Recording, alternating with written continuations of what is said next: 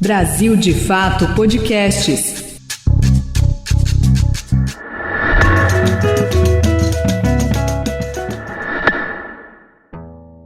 Isso agrava o impacto na correlação de forças entre esses dois poderes. Essa relação absolutamente espúria, uma relação nojenta do Congresso. O povo brasileiro elegeu um presidente da República de linhagem de esquerda, tradicional, o presidente Lula, mas elegeu um Congresso de direita. O Brasil desses últimos 7, 8 anos, ele é completamente anômalo, né? É uma loucura.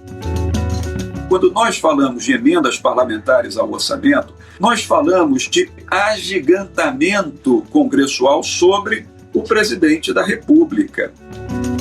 O que o ministro Flávio Dino fez recentemente, e fez muito bem.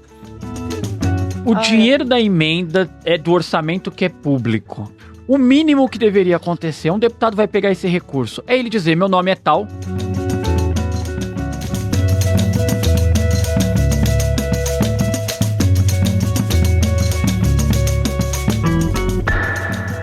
Estamos no ar. Bem-vindos e bem-vindas a mais um episódio do nosso podcast de política do Brasil de Fato, podcast 3x4. Eu sou a Nara Lacerda, aqui do meu lado está o Igor Carvalho, meu colega de redação, que está comigo na bancada do 3x4. Olá, Igor, tudo bem? Vamos para mais um episódio. Olá, Nara Lacerda, mais uma semana que estamos. Muito bom estar novamente no 3x4. E é isso, toda sexta-feira você está aqui com a gente acompanhando as repercussões e as análises dos principais assuntos do nosso país. Hoje a gente tem a presença do professor de Direito Constitucional da Universidade Federal Fluminense, Gustavo Sampaio. Professor, tudo bom? Tudo bem, bom dia a vocês, bom dia Nara, bom dia Igor e a todas e a todos que nos acompanham. Obrigada pela presença aqui, professor. Bom, os nossos ouvintes e as nossas ouvintes mais atentos e mais atentas estão sentindo falta, certamente, dos nossos comentaristas fixos. Eu vou explicar para vocês como o roteirista do Brasil não dá nenhuma trégua para a gente. Essa semana, João Pedro Stedley, Juliane Furno e José Genuíno estão lotados de compromissos, não puderam estar aqui conosco, mas a gente tem a presença do nosso querido Igor Carvalho, que sempre traz análises muito boas da política brasileira. Hoje não vai ser diferente, a gente vai repetir a dobradinha que a gente fez nas eleições municipais, né, Igor? Então vamos junto. É isso, Nara. Hoje, agora que estamos devidamente apresentados, o 3x4 tratará e tentará explicar todo esse imbróglio das emendas parlamentares. O ministro do Supremo Tribunal Federal, Flávio Dino, liberou o pagamento de emendas parlamentares em uma decisão referendada pelo plenário do STF na última terça-feira. No entanto, ele delimitou, Nara, algumas regras importantes para tentar garantir transparência e controle sobre o uso das verbas. As emendas parlamentares foram criadas com a Constituição de 1988 para aumentar a participação do legislativo no processo orçamentário. Politicamente, elas são uma forma para congressistas conseguirem enviar dinheiro para projetos em suas bases eleitorais. No entanto, Nara, é claro que com isso ampliam também o seu capital político. Obviamente, né? As emendas parlamentares atraem muito atenção como tema, né? Por diversos motivos. Elas começaram como parte de negociações por apoio entre o Poder Executivo e o Poder Legislativo e hoje passaram para ser um sistema de controle do orçamento federal praticamente por parte do Congresso Nacional. Além disso, nos últimos 10 anos, propostas legislativas foram minando o controle sobre quem manda a verba, quem recebe, que obra vai ser beneficiada, se o dinheiro vai ser efetivamente colocado no que dizem que vai ser colocado, a motivação, além de escancarar portas para desvios dos mais variados. Alguns exemplos que a gente pode citar: trechos de estradas com pavimentação e sinalização assim de última geração em regiões com pouquíssimo movimento e seguidos por trechos sem pavimentação nenhuma, completamente esburacados. Tem um caso muito conhecido em Alagoas, uma escola sem acesso à água encanada, mas que recebeu kits supermodernos de robótica comprados sob suspeita de superfaturamento. Essa investigação especificamente está no STF e envolve o presidente da Câmara, Arthur Lira, do PL. Igor. Nara, eu queria chamar... Professor, acho que para colocarmos os nossos queridos ouvintes na mesma página, acho que era importante, na largada, explicarmos de forma bem didática, professor, as características e quais são as diferentes emendas que hoje vigoram no Congresso Nacional à disposição dos parlamentares. Bem, Igor, esse sistema é um sistema de grande complexidade e ele se divide hoje, basicamente, em 4 modalidades de emendas ao orçamento. Mas vamos fazer aqui, se você me permitir, Igor, uma sistematização antes de te responder sobre o que é emenda parlamentar. No programa de hoje, aqui no Brasil de Fato, nós estamos falando das emendas ao orçamento da União, emendas parlamentares ao orçamento público, né?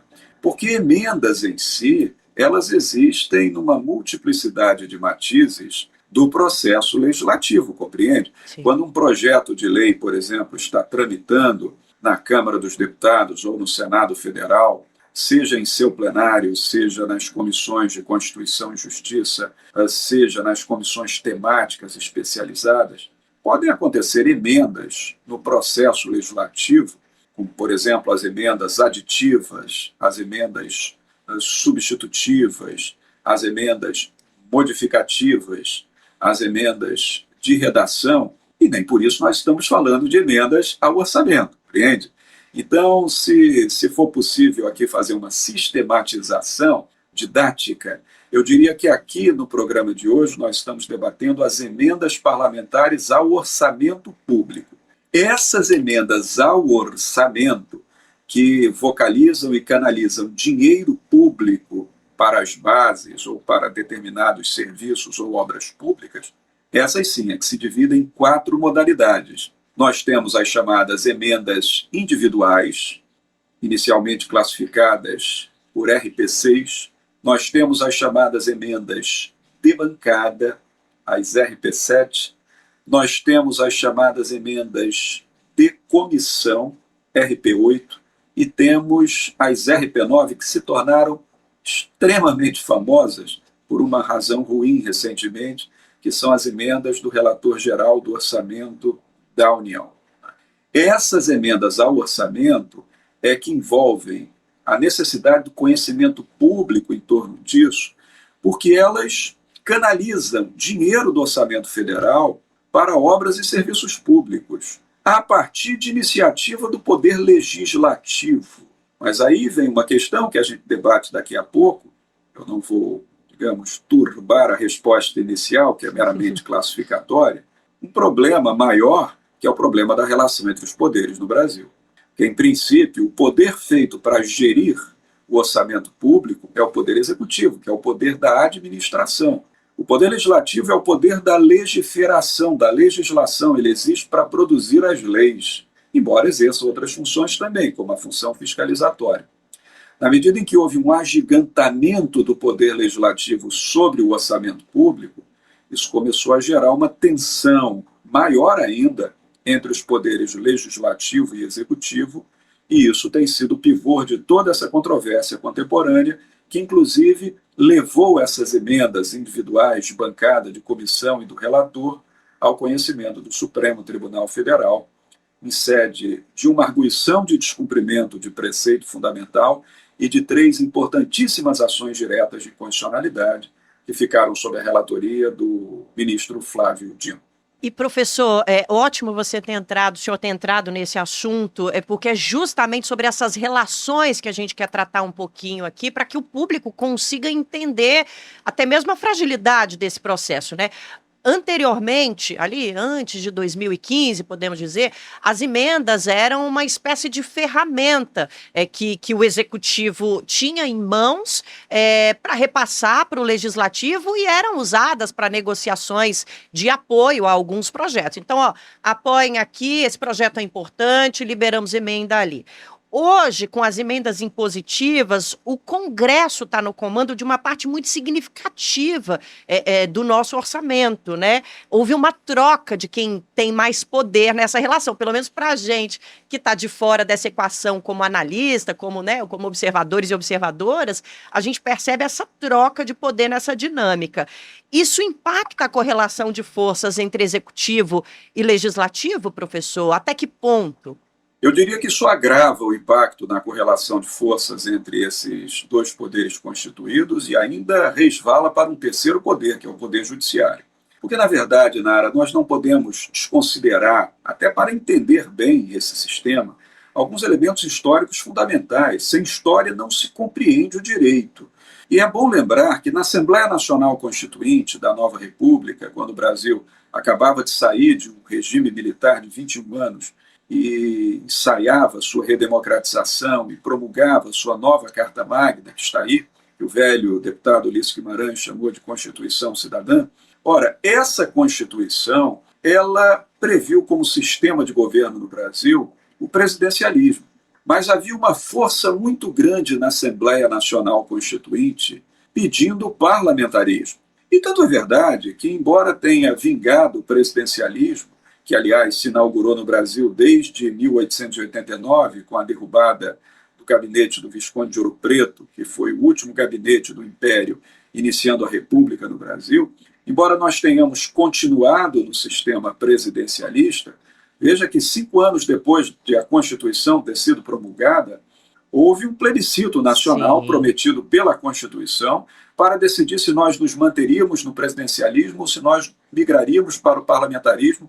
Venceu a mantença do presidencialismo. O que isso significa dizer, Nara? Que a nossa Constituição ela é presidencialista, mas não é. Ela é um pouco parlamentarista, ela é um pouco presidencialista. Eu costumo dizer, claro, numa troça semântica, que em verdade nós temos um presidencialismo parlamentarista no Brasil. Tanto que o presidente da República, isso a história recente da direita à esquerda mostrou, quando ele perde a maioria no Congresso Nacional, ele sofre um processo de impeachment, logo se cria um crime de responsabilidade que não ocorreu para apiar-se o presidente do poder. Então, na verdade, quando nós falamos de emendas parlamentares ao orçamento, nós falamos de mais um desses vieses, Nara e Igor, de avanço do parlamento, de hipertrofia do parlamento, de agigantamento congressual sobre o presidente da República. E como nós tivemos o Partido dos Trabalhadores por 13 anos e meio ininterruptos no poder, de 2003 a 2016, com retorno agora em 2023, então sabemos todos que o Partido dos Trabalhadores, por ser um partido de ideologia de esquerda, ele acaba não tendo a maioria no parlamento, o parlamento se agigantou através das emendas para fazer uma espécie de uma cogestão do dinheiro público com o presidente. E isso aconteceu também, para mostrar que essa tendência não tem nem bandeira ideológica, aconteceu também durante o governo do ex-presidente Jair Bolsonaro. Ele que prometia superar a velha política, encerrar os acordos espúrios com a velha política, logo, depois de 2 anos de mandato, teve que ceder à pressão parlamentar. Praticamente, o ex-presidente Jair Bolsonaro entregou o orçamento público para o parlamento para não sofrer impeachment. Então, essa tensão tem sido intensificada na área exatamente porque o Congresso Nacional é feito para legislar acima de tudo. Aliás, são 2 funções fundamentais do Congresso: exercer a função de legislar abaixo da Constituição e exercer a função de emendar a Constituição, que tecnicamente nós chamamos de poder constituinte derivado, o poder de editar as emendas. Quando o Congresso começa a fazer mais do que lhe é dado, gerindo o dinheiro público, claro, nós temos um desequilíbrio nas relações de poderes e é o que está acontecendo hoje. Então, a explicação dessas emendas se baseia nesse sistema semipresidencialista, de um presidencialismo de coalizão, em que o presidente da República não só não governa sem um Congresso, mas não se mantém sem um Congresso Nacional, e esse é o quadro que temos hoje.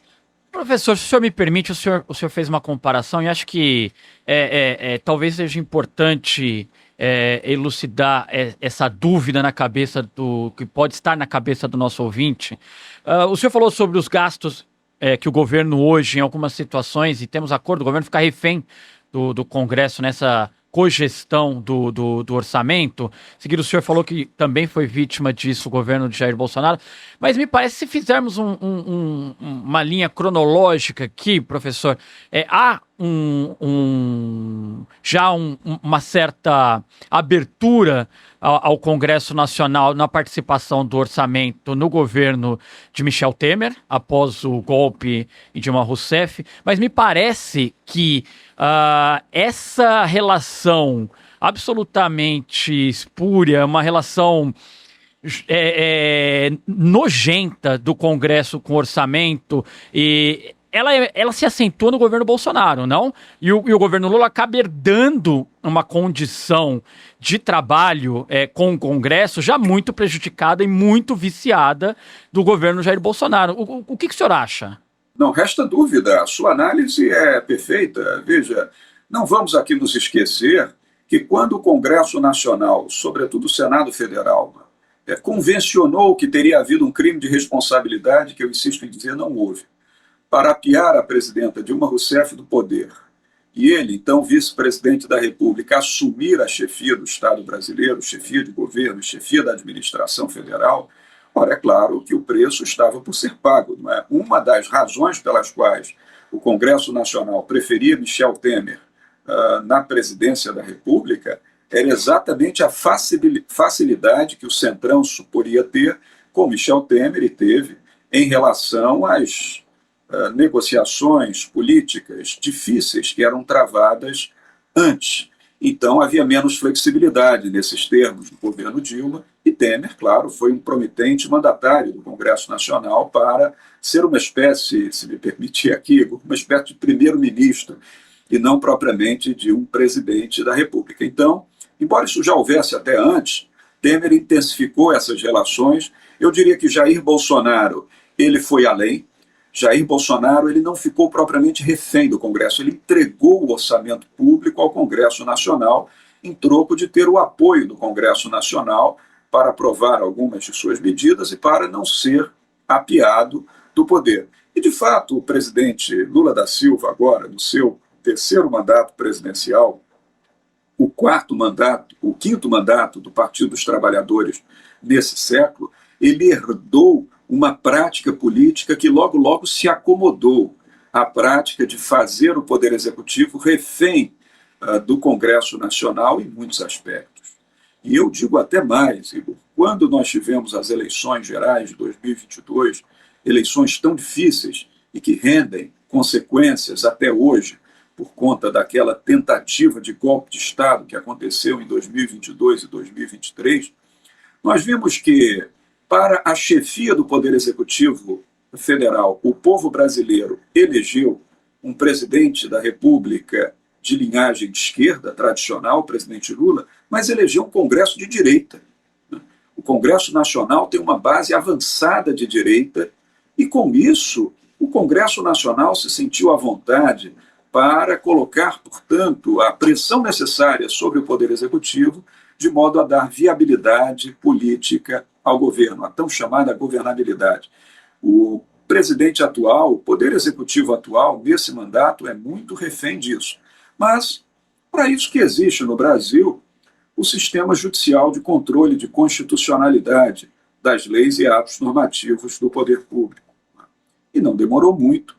Essa liberdade franca e restrita dada a parlamentares logo aportou no Supremo Tribunal Federal, na forma das ações de controle de constitucionalidade que eu citei, para que a Suprema Corte do Brasil passasse, então, a estabelecer as balizas ao funcionamento dessas emendas parlamentares, não por uma escolha própria da Suprema Corte, porque ela não é eleita popularmente, mas cumprindo o seu mandamento constitucional de defender a supremacia da Constituição da República. Então, o que o ministro Flávio Dino tem feito e fez recentemente, e fez muito bem, foi dizer se essas emendas, do jeito que estão, encontram ou não escora no texto da Constituição da República, porque tudo que o Congresso faz que viola o texto da Constituição pode ser declarado inconstitucional. Então, Flávio Dino estabeleceu, e o Supremo Tribunal Federal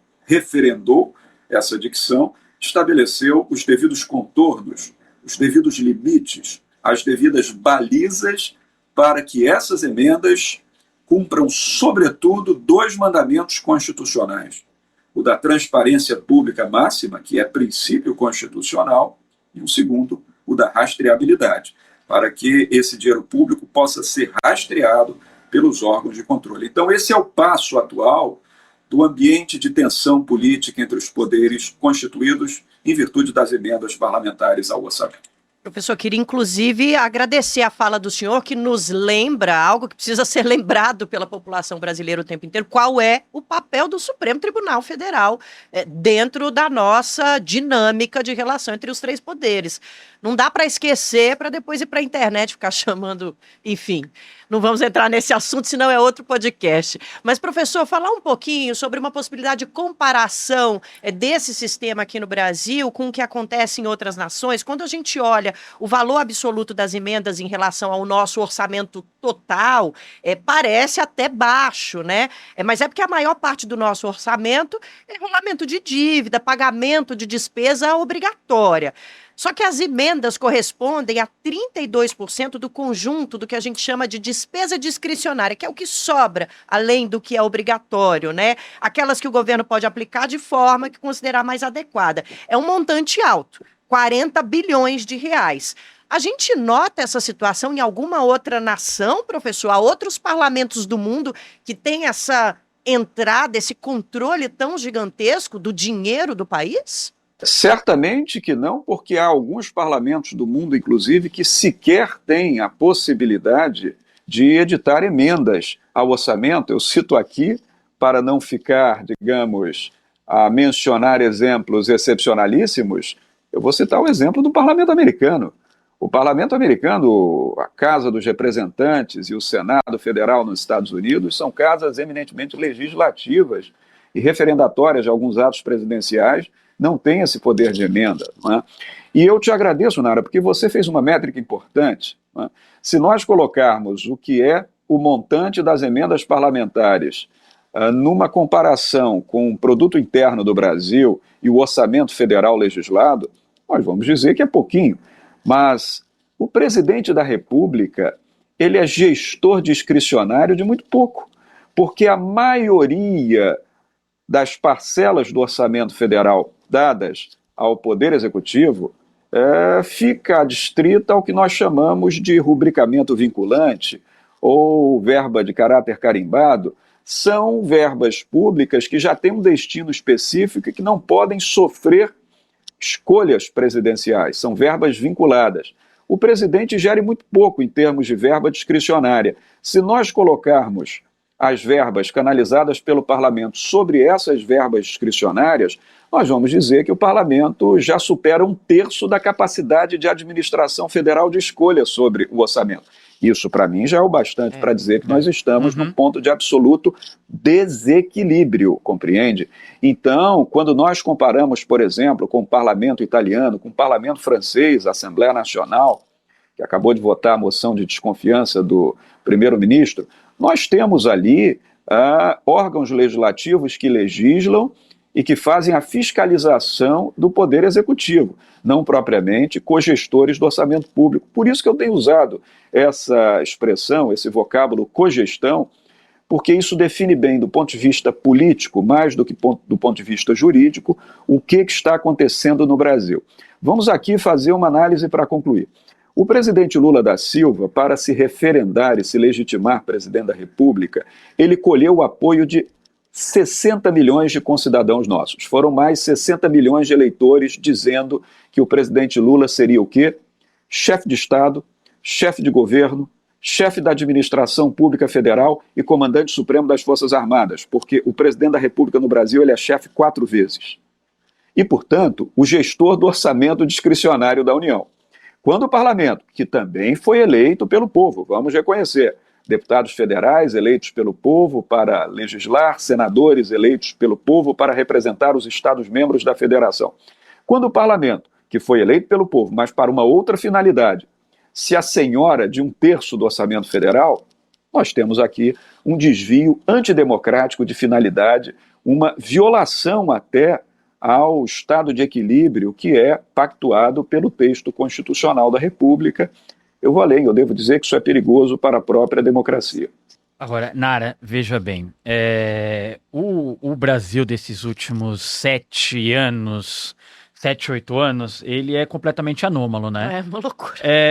O dinheiro da emenda é do orçamento que é público. O mínimo que deveria acontecer, um deputado vai pegar esse recurso, é ele dizer, meu nome é tal, Isso. eu vou destinar tanto para tal cidade, para tal município, para ser empenhado em tal obra, na data tal. É o mínimo que a gente pede, que a gente pode exigir com o compromisso ético desse parlamentar com o exercício do seu mandato. Não, De preferência de fácil acesso nos mecanismos de busca da internet, que é para a população ver rápido. Nara, não deveríamos exigir rigor legislativo nisso. É um absurdo que tenhamos Concordo. que legislar algo tão irrisório que é um procedimento formal para retirada de recursos do orçamento que é público. E aí, professor, eu queria escutar do senhor, que está aqui, pode dar uma opinião mais incisiva. O que o senhor acha que eles têm tanto a esconder nessas emendas, que não há tanta resistência para que se eliminem as barreiras que impedem a identificação desses parlamentares? É isso, Igor. Essa é a questão fundamental, porque quando o ministro Flávio Dino, recentemente, no julgamento da arguição de descumprimento de preceito fundamental 854, e no julgamento da ação direta de inconstitucionalidade 7697, estabeleceu máxima transparência pública como requisito e rastreabilidade também como requisito para as emendas, foi dizendo o seguinte, que não é propriamente errado que haja emendas parlamentares, compreende? Não é errado. A crítica que nós aqui estamos edificando é no sentido de que as emendas não podem chegar a 1/3 do orçamento federal do Brasil, porque isso viola a separação de poderes. Mas o deputado federal, o senador, ter acesso à produção de emendas, isso é razoável até para algumas questões fundamentais de obras públicas, consecução de serviços, que tem que acontecer até em caráter emergencial em muitos lugares do país. Mas isso nunca pode ser ao arrepio do conhecimento público e da transparência máxima, como ordena a Constituição da República. Então, por que nós falamos de medo de alguns parlamentares, alguns deputados e alguns senadores? Porque, na verdade, nós temos uma predestinação dessas emendas. Nós temos uma malversação política dessas emendas. Muitas vezes, eu diria, uma boa margem das emendas editadas se destina o quê?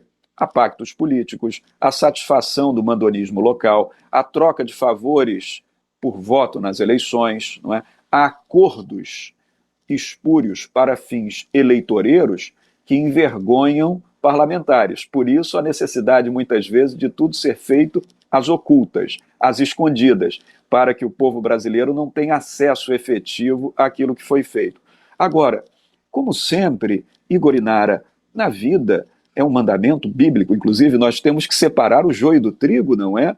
E há parlamentares que usam emendas parlamentares, e são muitos, para fins nobres, para fins extremamente valorosos. E esses parlamentares não têm nenhum receio que a rastreabilidade aconteça, que as suas emendas sejam divulgadas. Pelo contrário, quando o parlamentar ele canaliza uma verba pública para genuíno fim de atingimento do interesse público, Nara e Igor, ele se engrandece. Ele, inclusive, tem para si um elogio público. Isso é bom até para a sua carreira política. Então, a transparência pública ela é fundamental, não só por ser um ordenamento, uma ordenação dada pela Constituição da República, mas também porque a transparência pública ela faz bem aos parlamentares sérios e bem-intencionados e coloca as vísceras de fora dos mal-intencionados.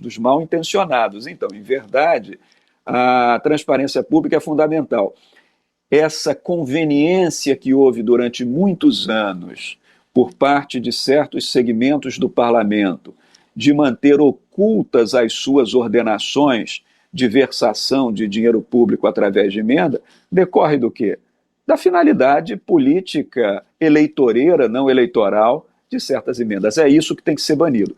Com máxima transparência, com transparência maximalizada, nós teremos o quê? Emendas passíveis de fiscalização por qualquer pessoa da cidadania brasileira. Nós teremos rastreabilidade, transparência, visibilidade dessas emendas. E a democracia brasileira precisa disso. Não se trata de nenhum favor, esse é um mandamento constitucional. Ô, professor, muito obrigada pelas explicações, e a gente queria também entender melhor um argumento, né, que vem muito do parlamento, de que as emendas são necessárias porque os municípios no Brasil, apesar do nosso pacto federativo, não recebem apoio do governo federal. E eu gostaria que a gente pudesse explicar, porque essa afirmação é gravíssima, né, levando em consideração que a nossa Constituição prevê o pacto federativo, esse argumento é verdadeiro? Realmente está faltando dinheiro para os municípios e as emendas são absolutamente necessárias, inclusive as secretas, sem transparência? Nara, faltar dinheiro para muitos municípios falta sim, mas isso não justifica que a sobrevivência desses municípios se tenha que dar através de emendas parlamentares, senão nós teremos o quê? Municípios com o pires na mão. A mantença desse mecanismo de municípios pedintes, que só reforça o quê? O coronelismo político, o mandonismo político, não é? Essa relação entre grandes lideranças do Congresso Nacional e alguns currais eleitorais locais, que na dependência eterna de parlamentares fundam esse pacto político que é muito bem descrito na história do Brasil, não é coisa nova, né?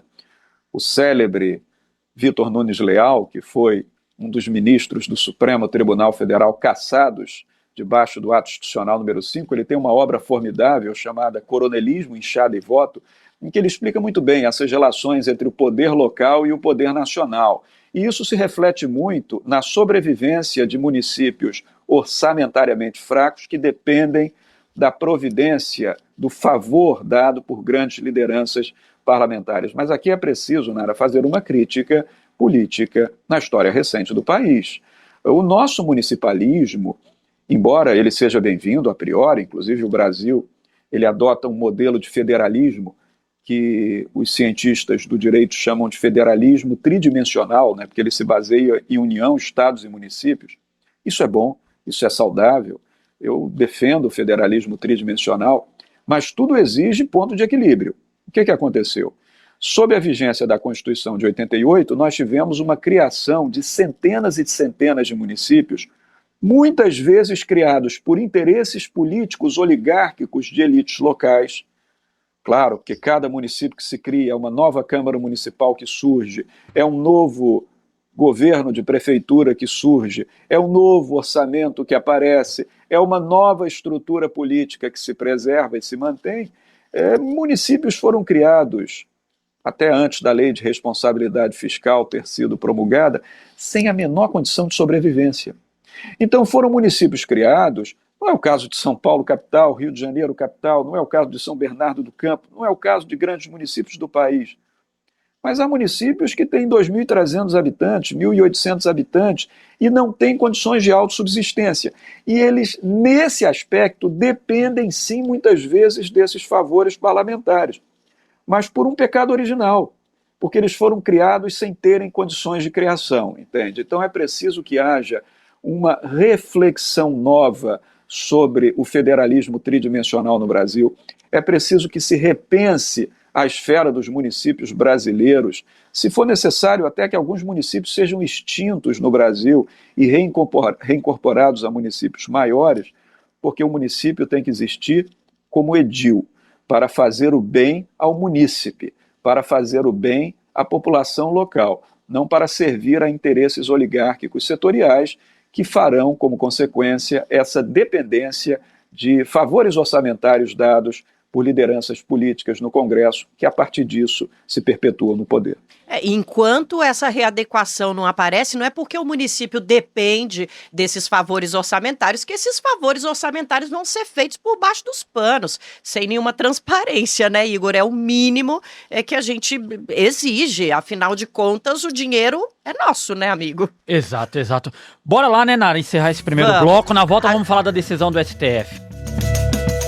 Isso, a gente já vai continuar com essa conversa, mas antes a gente tem um recado muito importante para quem tá ouvindo a gente. Quem tá aqui toda semana já sabe, mas olha, a gente precisa reafirmar, porque tá bom demais. A nossa família de podcasts aqui no Brasil, de fato, cresceu, já está no ar o nosso podcast internacional, O Estrangeiro, podcast que trata da conjuntura política do nosso globo, do Brasil com as outras nações, do que está acontecendo no Oriente Médio, na Ásia, na Europa, na América do Norte, no continente africano. Pois é aqui na nossa rede de podcasts que você vai saber mais. Toda quinta, às 10 da manhã, ao vivo no canal do YouTube do Brasil de Fato. Rodrigo Durão e Lucas Stanislau, nossos jornalistas da equipe de Internacional, vão trazer uma análise aprofundada, com um olhar internacionalista dos temas que movimentam o cenário global. E logo depois da exibição, você que não conseguiu ouvir tudo, já pode conferir o episódio na sua plataforma de streaming favorita. É só buscar por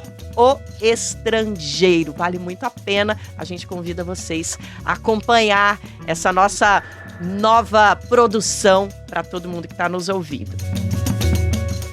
Vamos retomar, Igor Carvalho. Ora, professor Gustavo Sampaio, o STF foi provocado, entrou na discussão como um moderador, mas aí eu queria, antes de falarmos propriamente da decisão do STF, queria que o senhor me ajudasse a entender aí se o STF, o papel que ele acabou exercendo, porque me parece, olhando todo esse imbróglio, a decisão do Flávio Dino, a decisão final do Flávio Dino, que foi referendada, inclusive, Nara, pelo André Mendonça e o Cássio Nunes Marques, dois ministros bolsonaristas, ou, olha o ato falho, indicados pelo Jair Bolsonaro, essa decisão desagradou muito as casas, tanto o Senado quanto a Câmara dos Deputados, principalmente em dois pontos, e aí eu queria escutar aqui o que o professor Gustavo Sampaio pensa disso.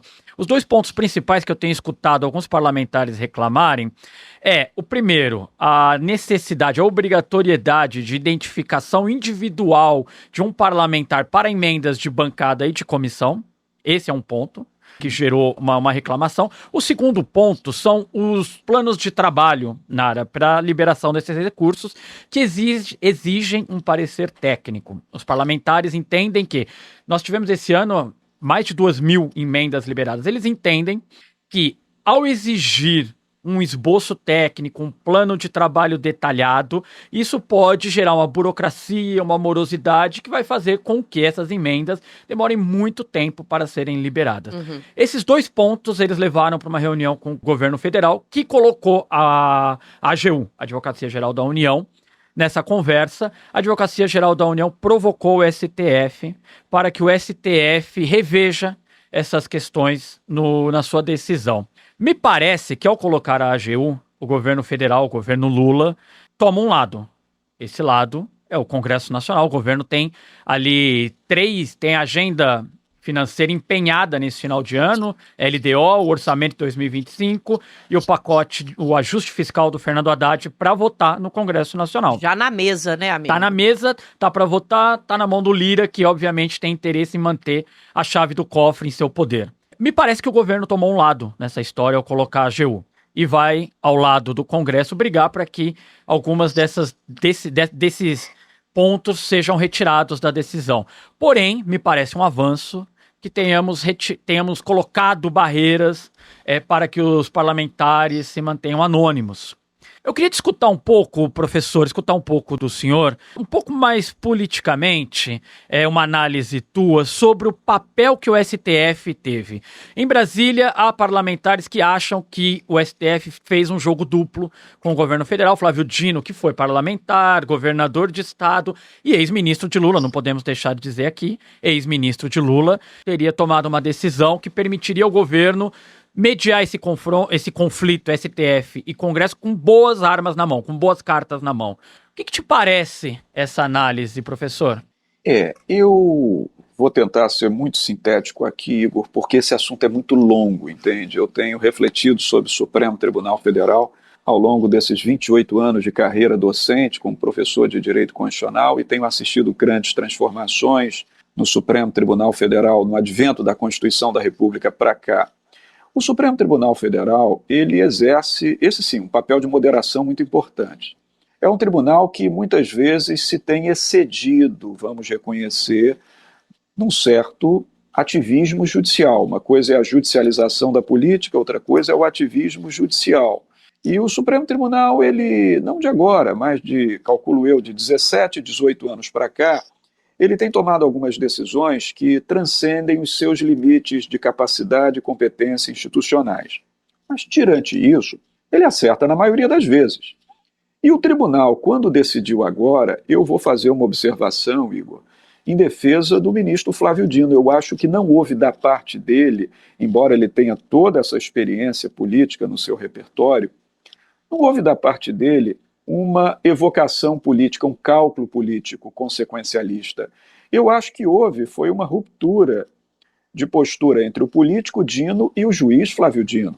Aliás, Flávio Dino, inclusive, foi político, sim, foi deputado federal, foi senador da República, foi governador de estado, mas antes disso foi juiz federal por 12 anos. Sim. Na verdade, ele voltou para o Poder Judiciário, ele não foi para o Poder Judiciário. Então é um homem que tem uma formação técnica extraordinariamente elevada, tem um conhecimento jurídico consagrado dentro da esfera dos corredores do direito no Brasil, foi o primeiro colocado no concurso que fez da Magistratura Federal, que é um dos concursos mais difíceis da República. E, na verdade, o que ele decidiu foi não no ativismo judicial, mas no cumprimento do que manda a Constituição da República em termos de transparência pública e rastreabilidade das emendas. Ele ali foi um cumpridor do que está no texto da Constituição. Agora, é claro, como consequência de o ministro Flávio Dino ter tomado uma decisão tecnicamente correta e abalizada, isso gerou uma consequência para o Poder Executivo. Porque o Palácio do Planalto hoje, vamos aqui reconhecer uma realidade, ele depende do Congresso Nacional, ele é refém do Congresso Nacional. E ele tem pautas agora relevantíssimas para aprovar, dentre as quais os cortes de gastos públicos. E se ele se mantiver fidelizado ao seu discurso ideológico de toda uma tradição e enfrentar agora o parlamento, a corda pode esgarçar e o presidente da República pode sofrer uma perda muito significativa. Então, lamentavelmente, me parece que o emprego agora da Advocacia Geral da União teve o objetivo de fazer uma espécie de balizamento, um pacto de temperança, de atingir-se um ponto de equilíbrio para que os anseios não muito nobres de algumas lideranças do Congresso Nacional possam ser atendidos em troco da governabilidade. Mas você não me pediu, mas se me for permitido, eu dou a minha opinião. Claro, professor. Certa está a decisão tomada pelo ministro Flávio Dino na relatoria da DPF 854. Não se brinca com transparência pública e rastreabilidade, são ordenações constitucionais. Veja, quem age com honestidade não tem que ter vergonha. Por que um parlamentar tem vergonha, tem medo de ter a canalização da verba que ele ordenou fiscalizada por alguém ou de conhecimento público? Ora, quem age pro populi, quem age para o bem do povo, para o bem da sociedade, não tem que ter medo nenhum. Esse receio, esse pacto por se manter a ocultação das informações de emenda é algo típico das más intenções políticas. Está certíssima a decisão tomada pelo ministro Dino no Supremo Tribunal Federal. E quando, Igor, você ali atrás se referiu a, inclusive, chancela dada por 2 ministros indicados por Jair Bolsonaro, Nunes Marques e André Mendonça, veja, ali mostra isso que qualquer voto no Supremo Tribunal contrário ao que decidiu Flávio Dino, esse voto sim seria passível de desconfiança, porque a decisão de Dino está tão somente fazendo cumprir o que manda a Constituição da República. E o artigo 102, inciso 1º da Carta Magna, diz que o Supremo Tribunal Federal é o guardião da Constituição da República, cabendo-lhe processar e julgar originariamente as ações do controle, que nós chamamos controle concentrado abstrato de constitucionalidade, que significa dizer essa aferição em torno de se as leis estão ou não de acordo com a Constituição. Então, difícil seria imaginar alguma reserva ao voto de Dino dentro do Supremo Tribunal Federal. Agora, das duras realidades da política, como diriam os alemães, na Realpolitik, é que o Palácio do Planalto tem que se haver com o Congresso Nacional para tentar fazer o acerto necessário para verificar se é possível chegar a um meio termo, se não, sabemos o que acontece, não é? Se o Congresso não é agraciado pelo Poder Executivo, logo se cria um crime de responsabilidade inexistente, apia-se o presidente do poder. Já vimos esse filme, Exato. né, Igor Carvalho? E eu ia falar justamente disso. Nara, eu conversei com algumas pessoas que me falaram do triste cenário que é para o governo federal essa situação, porque o governo está na corda, está nas cordas, o governo se tornou um refém impávido na mão do Congresso, está assistindo a essa disputa, não tem forças, está sem forças para se colocar nessa situação e exigir. A decisão do ministro Flávio Dino, ela acontece num momento decisivo para o governo. Toda a agenda econômica, inclusive para 2025, ela está na mesa do Lira neste momento, aguardando que entre na pauta do dia, que entre na agenda do Congresso Nacional. Então, o governo federal, neste momento, dá mostras públicas de que está enfraquecido na disputa, na conversa, no papo com o Congresso Nacional. Pois é, e aí onde buscar apoio, né? Na atual conjuntura, sem nenhuma mudança, fica difícil. Porque imagina, Igor, a gente vive falando aqui com os nossos comentaristas e com a Ju, a nossa comentarista, sobre como o nosso povo não tem energia para estar nas ruas, para os problemas do dia a dia. Imagina para um problema, para um assunto que parece tão hermético. Até por isso a gente está trazendo... Nara, nós estamos falando há 1 hora aqui sobre algo que é extremamente técnico. Exato. Como fazer esse tema chegar até a população. Exato. Professor, o senhor tem resposta para essa pergunta? Tenho sim. Quanto a fazer chegar à população tudo isso, Nara e Igor, o papel fundamentalíssimo, estou colocando aqui no superlativo, da boa e séria imprensa brasileira. Porque eu acredito que a imprensa assumiu hoje uma condição fundamental de escola. Não é? A imprensa bem intencionada, a imprensa honesta, a imprensa cumpridora dos seus fins originários e originais, ela pode ser uma grande escola num tempo em que a tecnologia da informação se difunde e que as redes sociais ameaçam, muitas vezes, com informações falsas. A boa compreensão das coisas é papel da imprensa fazer com que a sociedade brasileira receba as informações com neutralidade para decidir por conta própria. Porque só com educação, instrução, informação, mas informação maciça para todos, incluindo todos os segmentos da sociedade brasileira, é que nós teremos o caminho de uma democracia. Enquanto isso não acontecer, nós viveremos na democracia formal, que é o que nós temos hoje, sem uma real democracia substancial. Porque é uma democracia que não inclui milhões de pessoas, dezenas, não é, de milhares de pessoas, é uma democracia pela metade, se tanto. Então, o que nós temos que fazer? Fazer compreender, traduzir do vocabulário jurídico, que é um vocabulário hermético, complexo, necessário, mas complexo, as informações para que todos entendam o que está acontecendo. Entendam que muitas vezes certas posições como essa tomada pelo Supremo Tribunal Federal mandando fazer transparência pública e rastreabilidade, que isso é necessário para a cidadania democrática. Então, é só com informação e educação maciça, educação includente, não excludente, que nós caminharemos para uma democracia. Falar em orçamento público é falar da sociedade e da democracia. Orçamento público, Nara, é produto do esforço de uma coletividade nacional, é produto do esforço da sociedade brasileira. E eu quero deixar aqui bem claro, o orçamento público não se faz apenas com os impostos pagos pelos ricos, muito pelo contrário. Aquela pessoa em condição de rua, o morador da praça pública, que não tem a sua casa, que não tem onde se abrigar, quando ele consegue granjear um dinheiro dado pelas pessoas para comprar um saco de arroz no mercado para se alimentar, ao adquirir esse saco de arroz, ele está recolhendo um tributo. E o orçamento público vem desse tributo.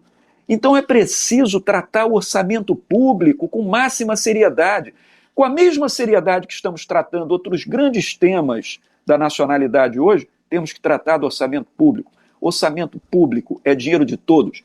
Sigilo no orçamento é excepcionalíssimo. Serve em que condições? Eu vou dar um exemplo para dizer que não existe. Um projeto vinculado à produção de armas, de defesa nacional, de manutenção da soberania brasileira, um projeto sigiloso que ninguém pode ter conhecimento sob pena de comprometimento da nossa defesa. Bom, alguma coisa assim recai no sigilo orçamentário. Sim. Fora isso, não tem justificativa. O orçamento há de ser de máxima transparência, e essa máxima transparência, ela divide os bons políticos dos maus políticos. Quem tem medo da máxima transparência, eleitor, fica atento, não reeleja, porque certamente não é alguém da confiança do bom eleitor brasileiro. Sensacional, professor. Eu tenho uma pergunta e eu tenho certeza que vou tomar uma bronca do meu diretor. A Nara já está olhando para mim, olha só, me cobrando. Olha a minha ruga aqui da testa. Então eu vou, farei a pergunta de forma objetiva, professor. Eu vou pedir que o senhor me ajude para que a bronca seja mais serena. O que o AGU provocou o STF? O senhor imagina que o Flávio Dino vá rever essa decisão ou o STF deve manter na íntegra a decisão que foi referendada no plenário? Eu acho, Igor, sendo bastante objetivo aqui, mas qualquer coisa eu peço que dividam a responsabilidade comigo também, que fui eu que me estendi, né? Mas veja, eu acho que o ministro Flávio Dino é capaz de rever, mas nada que comprometa o princípio da máxima transparência pública e a rastreabilidade. Veja que Dino, inclusive, ordenou que todas as emendas sejam noticiadas, informadas, por exemplo, à Controladoria Geral da União, que fará o mapa de trajeto dessa emenda até o seu local de destino, para demonstrar se a emenda chegou, onde chegou e para quem chegou. Eu acho que Dino não transigirá com isso. O que ele poderá fazer serão alguns ajustes que permitam que certas escolhas discricionárias sejam feitas pelo parlamento dentro de um limite considerado limite do razoável. A razoabilidade também é um princípio constitucional, né? Dentro de um limite de proporcionalidade. Isso poderá acontecer, a conferir, mas acho que nada além disso, Igor. Obrigado, professor. Essa resposta célere, objetiva, direta, vai salvar meu emprego. E a gente está doido para essa transparência ser mantida, porque nós queremos fazer matéria sobre o caminho que essas emendas percorrem, né? Mas, professor, como todo finalzinho de podcast, a gente convida os nossos convidados e convidadas a trazerem uma dica cultural, artística, para quem está nos ouvindo. E não é nem para sair do clima tenso dos assuntos que a gente trata, não, mas é porque a gente considera que arte e cultura nos nutrem para que a gente consiga entender essa coxa de retalhos que é o mundo, que é o nosso país. Então, eu queria saber qual que é a dica que o senhor traz hoje para nós. Eu vou trazer aqui duas dicas, uma de filme e uma de livro. Nós vivemos recentemente uma situação de quase ruptura institucional da democracia, que prova que o velho Thomas Jefferson, um dos fundadores da pátria americana, estava certo quando dizia: o preço da liberdade é a eterna vigilância, não é? Se nós não vigiarmos diariamente, perderemos a liberdade democrática. O Brasil quase passou por um novo golpe de Estado. Então eu recomendaria um filme, sobretudo para a juventude que não viveu o regime de opressão, um filme que é classificado entre os 100 mais importantes filmes da Cinemateca Brasileira, Pra Frente Brasil, dirigido por Reginaldo Faria, um filme que foi publicado em 1982, final do regime militar, que mostra a barbárie do que é viver fora do regime democrático. E eu acho que esse filme, estrelado por figuras sensacionais, como Antônio Fagundes, Reginaldo Faria, e Natália do Valle, não é? Elizabeth Savala, é um filme que tem que ser visto pela juventude atual para nós sabermos que democracia é uma árvore que se rega diariamente, que ela não pode nunca morrer. E um livro, eu indico, que foi lançado na semana passada, de um importantíssimo cientista político brasileiro, Christian Lynch. Ele escreveu uma obra intitulada Fundações do Pensamento Político Brasileiro. É uma obra que nos faz compreender a trajetória do Brasil desde a colônia até a nova república, para entender coisas muito graves que acontecem entre nós, não é? Vícios que se protraíram no tempo e que atrapalham a consolidação de uma cidadania real no Brasil. São essas duas indicações por hora que eu faço, Nara. E o Pra Frente Brasil, digita no Google, que você consegue achar aí uma plataforminha de streaming para assistir ele na íntegra, até em HD, já dei uma digitada aqui. Geração Z, conheçam o cinema nacional. O professor trouxe uma dica essencial, não só para entender o nosso país, mas para conhecer a nossa estética cinematográfica da redemocratização também, que é sensacional. Bom, a gente conversou com o professor de Direito Constitucional da Universidade Federal Fluminense, Gustavo Sampaio, sobre as emendas parlamentares. Tivemos uma aula aqui e eu queria muito agradecer a tua presença, professor. Obrigada demais, porque até pra gente foi importantíssimo te ouvir. Valeu. Olha, para mim é que foi motivo de enorme honra estar aqui no Brasil de fato. Eu fico muito contente de partilhar com vocês essa conversa e poder vocalizar mais uma vez alguns temas que são tão relevantes para a democracia no nosso país. Obrigado, bom trabalho, Igor, bom trabalho, Nara. Obrigada, professor Igor, até semana que vem. Até semana que vem, Nara, obrigado, professor, um abraço em toda a nossa audiência. É isso, acompanha mais da nossa cobertura lá no brasildefato.com.br, os assuntos mais importantes para você entender o Brasil e o mundo sob a perspectiva popular. Tá tudo lá no nosso site. Manda o seu recado pelas nossas redes sociais e pelo Spotify também. Manda até sua dica cultural. Quem sabe a gente não lê aqui semana que vem. Lá tem uma caixinha de comentários logo abaixo da descrição do podcast. Dá para fazer comentário no YouTube também. Então, por favor, a gente quer ouvir você. Por hoje é só e até semana que vem. O 3x4 é apresentado por mim, Nara Lacerda, e pelo meu colega de redação, Igor Carvalho. A direção é de Monize Ravena e Rodrigo Gomes. Direção de imagem, Vitor Shimomura. Os nossos comentaristas são Juliane Furno, João Pedro Stedley e José Genuíno. Produção e roteiro deste episódio, Rodrigo Gomes. Trilha sonora original, Alejandra Luciani. Na operação da nossa sala de controle, Eduardo Quirino. Sonoplastia, Otávio Oliveira. Edição e sonorização, André Paroche. Nesse caso, edição e sonorização, Adilson Oliveira. Identidade visual é de Rafael Canoba e Samuel Lovato. No Brasil de Fato, coordenação de redes sociais, Rafaela Cury, coordenação de áudio e vídeo, Monize Ravena, e direção executiva, Nina Fidelis. Até semana que vem, gente. Mal podemos esperar.